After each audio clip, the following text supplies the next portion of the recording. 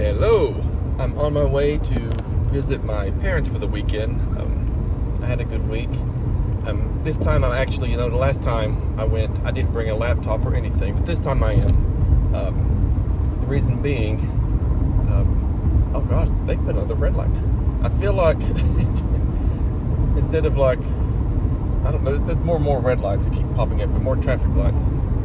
And coming between Charleston and Logan area on 119. They put traffic lights where there's no need to put a traffic light. You're just stopped in the middle of a 4-lane. So anyway, last time I didn't because I didn't have anything I needed it for, but today I'm bringing it because with I did 4 Engoo classes today, and you have 24 hours to submit. I don't know if it's feedback. I think I'm overdoing it. I'm going to find a video or look and see what other people do with it, because I've been typing a whole bunch of stuff, and then there's people who seem to they do it really quick between classes, and so I'm gonna have to I take notes. I brought my notes with me, and even when I first started with VIP Kid, I was able to quickly learn how to submit feedback between classes, and I've never had any complaints about my feedback. I've actually had the opposite. I've had parents brag about, they call it my after-class assessment. But and so I may be doing overkill. I may be so used to VIP Kid, how we didn't have to, but how parents like for us to break down, what they've done great, what they can improve on, and yada yada yada. I think trying to sell ourselves, but I don't know. It just says comments for the student on the blank, and I heard one person on YouTube. It sounds like she just likes to put a couple sentences, like, "It was good to see you. You did great. And continue. Good luck on this." If they were doing something, I don't know. And so I don't know. I guess I know at the end of class, like that, they suggest at minute 24, at the 24th minute there, that you start wrapping up, ask if there's any final questions. And if there's not, that's when you start saying, that class went well, and start going over areas they can improve. But maybe that's where our feedback goes. I know I put a lot of stuff in the chat of the, usually I do. So maybe they're thinking that is where I need to see, because again, it might be overkill, because the other day for 5 classes, it took me a good 30 minutes to do it. And so now I don't even take that long for VIP Kid to do it. I just bam, bam, bam, they're done. So I don't know. I'm going to find a different method of doing it. Because if I'm just going to get paid $5 a class, then they're probably going to get $5 worth of, and I want to sell myself. I don't want to it's not the customer's fault. But yeah. Anyway, so I got my computer so I can, work on those 4 people. I've got notes, and I've got most of it finished. I just got to now put it into paragraphs. And today was an interesting. I had a class. To me, I liked I wish Engoo was able to pay as well as the Chinese ESL companies, where I think they'd be flooded, but they'd probably be flooded with people wanting to be there. But I'm trying to not hit somebody in traffic here. But I can't even think what I was going to say now, because people like to cut you off in traffic. Oh, today, I had 2 people. I had one yesterday, and then I had one this morning. The one this morning, he was wanting to show me some different slides that he's going to use to present. He's an investment consultant or something for an international company doing stocks. He had to present an annual business report,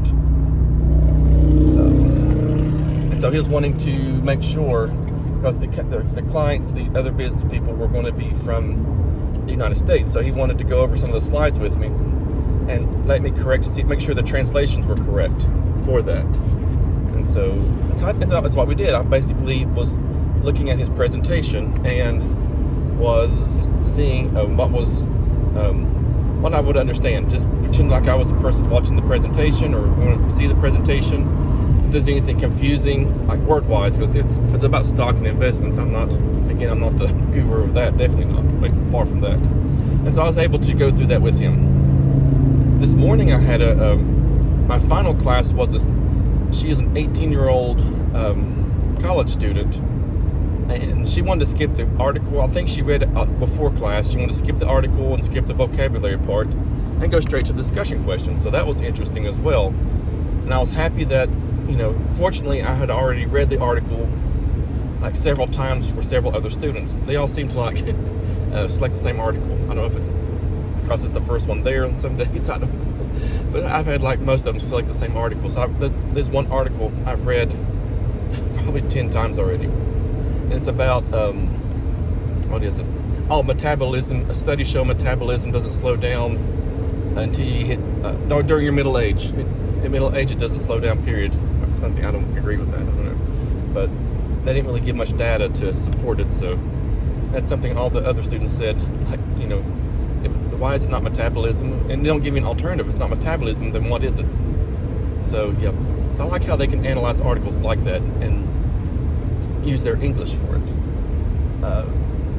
And a lot of these, they're taking this because they're wanting to apply it to their job, to real life. So this gives them the opportunity. They can bring their own materials if they want. Like the student who brought a PDF of his annual business report, and then he, in the chat, I helped him fix his presentation so that it would be clear for native English speakers who he was presenting to, because they're trying to find foreign investment in this company or this group. I really don't know. I just know his title was investment something. I don't know. Doesn't do stocks, whatever. And so anyway, all in all, so when I get back, I'll give them feedback. I usually like to give feedback right away, and then finally leave my computer. But I was ready to leave and get the trip over with. It's only a 2-hour drive from where I live to where my parents live, but it's a 2-hour drive that I don't want to just get it over with. I think on the way, what I'm gonna do is there's a Pizza Hut on the way. I may order some Pizza Hut, pick it up, and bring it there. I think that's what I'll do. Seems like on the days I do that, they're cooking out. When I don't do it, you'll hear, why don't you stop and get something? So I'll go ahead and do it anyway, so at least, you can have pizza too.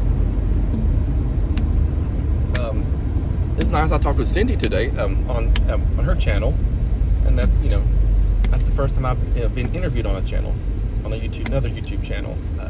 I've been in other things, like a collaborative for something else, or, different things with the group, but that's the first time I've actually just been me on a channel, I think. I'm trying to think if that's been another reason. No, I haven't. That's it. And so that was neat. I like that. It's a good experience. Got to speak with Cindy, Cindy Bennett. I might put her channel description in the description when I upload this later on. I think I will. And so one of the funny questions she asked, and she was joking. Turns out she was joking. You want the controversial questions or just the easy questions? And for me, I was like, lay it on me. I don't care. I'm not an opinionated person. I don't believe in sharing my opinion to someone unless they ask for it. Now, if you're on a YouTube channel, that's your channel, that's your space, then share away. But I don't really go and unless someone asks me my opinion, I really don't share it. And I don't care to share my opinion. But I thought it was funny. I was actually kind of waiting to see what she would ask. And then, she had a different set of questions that was more innocent. So I probably would have lost friends, with my opinions. For example, I'm going to give my opinion on this one. I know I said I don't like people sharing their opinions.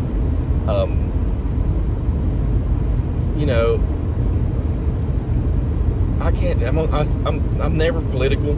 I've never talked politics. If you follow like my Facebook or Instagram, even on this channel, I don't give my opinion on politics too much ever. I just don't get into it. The reason why I don't is because I don't follow up and I don't study a lot in that field, so I don't believe I should be just giving my opinions for it. And I think more people should be like that, or we wouldn't have some opinions that are rather dumb, really. Yeah, keep your opinion to yourself unless you study it. And this one, with being, if you listened or read Biden's newest mandate he's wanting to roll out concerning vaccines, yeah, that's just, how can you look at this man's picture? Even on looking at him, you can see evil, and I think you can see evil all in his eyes. I don't know. It's just something about him. I can't. It just, I don't think he has the nation's best interest. I think he has himself, he has his own interest in mind. So, and I think he's being, there's some puppeteers behind him. And, and a lot of presidents there are puppeteers behind him. A lot of political officials there are. But I think he's one that total 100% being puppeted. They found this older gentleman, I don't know if he's a gentleman, I wouldn't even call him gentleman, older man that, at his age, and I'm not saying that's bad, but, his mental health is definitely declined. And he is easily to be guided by evil people. And so now these evil people are going through him, if that makes sense. But he was not the best man to begin with anyway. He's not the most moral individual. But there's something about him when I look at his picture, when I see him speak on television. And it's not him being old either. I remember seeing him younger on television. He was on Where in the World's Conference San Diego. He was on a couple episodes of that as like a guest agent giving clues or something. As a kid, I remember thinking, who's that creepy dude? And so, I just can't trust him. There's something going on. He's so adamant, and it's not he wants the nation healthy. It's definitely not that. There's some reason why he is pushing this so hard, or the people who are pulling his strings. There's a reason why they're pushing it so hard, and I don't think it's because of they want the coronavirus eliminated. And there are people in the medical profession who want that. That's why they want more vaccines out there, because they generally want a society who is healthy, who are healthy. And I think that. And again, my opinion about the vaccine, I see both sides. I respect both sides. But the whole idea of being forced, I don't like that part, being forced. Someone else mentioned, I can't remember, I think I just watched her. Evelyn Joy. She, talked about, think about these people who have immigrated here from other countries, and areas where the government forces you to do things. You have to do it, or there's consequences. They come here because of the freedom of choice, and we preach freedom of choice. I love freedom of choice. Choose what you want to do. It's your life. As long as you're not hurting someone else, then do what you do. You. I don't care. But now it's turning into. It's no longer like freedom of choice. They're wanting to, they're trying to take it away from us. And so, if you get the vaccine, great. If you don't get the vaccine, great. I don't think of anybody any differently. But, we preach freedom of choice on so many things, but for this one, they're so adamant about that. There's been anti-vaxxers. And I don't think coronavirus, people who don't have the vaccine, if you don't have the coronavirus vaccine, I don't see you as an anti-vaxxer. But we've had anti-vaxxers for years, ever since I remember. And they've never been treated so horribly by the government or talked down upon. When Biden said that he's frustrated with the X number of Americans who are, you know what, we're frustrated with you, he's a disappointment, I think. He's a disappointment. And so him being frustrated with whatever number of Americans who aren't vaccinated carries a little weight, because he's a disappointment. And people are frustrated with him by what he's been doing. We're frustrated with him for his decisions that and then he just walks away like it's nothing.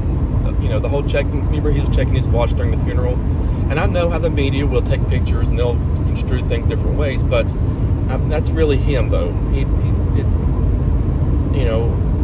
what can benefit me today, I think, is his mindset. How am I going to make my day easier? What will benefit me the most? And so that's his mentality, not the nation as a whole, or let's empathize with this family that because of my decisions, now they have deceased children. And if you're going to say, well, they went to the military, they know what they're signing up for, that's a moot point. That's a moot point. Just because someone's in the military doesn't mean, that's a different argument there. Anyway, that was my opinion for a little while. I thought I would share that. Go from my good Engoo day to Biden. And again, I don't share my political views very often. I've found out that sharing it just causes anger in people. And it's not a good anger. I can see getting angry and then, giving a well-researched I need to learn how to speak. A researched opinion and having a good dialogue. But then when you give your opinion, some people they'll see their side of it and then they're stuck on it, which is fine, and then they'll get angry and call names and slander and ready to do violence. So that's why I really stay out of that, because I really don't want to fool with bad arguing. Anyway, I don't debate very well anyway. I just there's your opinion. Go about your day. I'll keep mine. I always crack up because I like watching Dave Shapiro when he goes to these college campuses, and then when it comes time for the students to take turns asking questions on the microphone, I always crack up at the ones who approach the microphone. They have their cell phone in their hand reading from notes. That right there will tell you you're about to be cremated by. You can't take that to an argument with Dave Shapiro, whether you agree with him or not. With Dave Shapiro, you can't go up there and read from your notes on your cell phone or even a piece of paper and expect, to not get demolished by someone who can recite. He's invested in his side of the argument. He comes out of his head. All the information is, and not just out of his head, just making up stuff, but the research that he's used to support his opinions all are in his head, and he can cite facts to you, cite evidence and facts and examples. You walking up there with a cell phone in your hand and reading it, you've already lost the argument, whatever you're trying to make there. Because then usually he'll come back with, well, give me an example. Give me an example of that. If you're calling me racist, give me an example. And they're like, well, I don't have any examples right now. Well, go sit down. Okay. That's just me. Look up his videos where he's on a college campus giving like a lecture. And how, again, agree with him, disagree with him, that's fine. There's some things he says I disagree with, and that's fine. And he'll tell you that too. That's fine. We can have a dialogue, or it's just fine that we just disagree and go our ways. He's not like, believe me or you're stupid. He's not one of those people. But it's just funny watching him. Anyway, I think I've hopped on too many subjects. It's getting ready to be 20 minutes. When I get to the house, I think I will upload this tonight on their internet. So, alrighty. Thank you for watching.